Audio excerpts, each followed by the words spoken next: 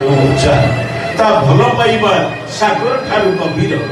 जी तम दिज को मनीष करने सन्यासर कठोर व्रत को हसी हसी ग्रहण कर से भली देवता भली भाई की तुम कोईठा मारुच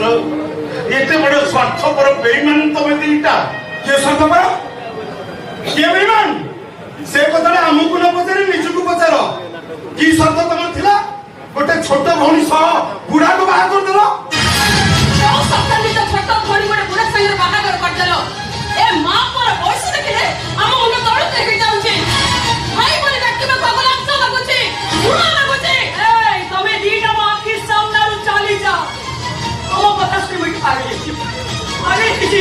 आमको पागल कर दे तू तोर स्वार्थपर बेईमान भाई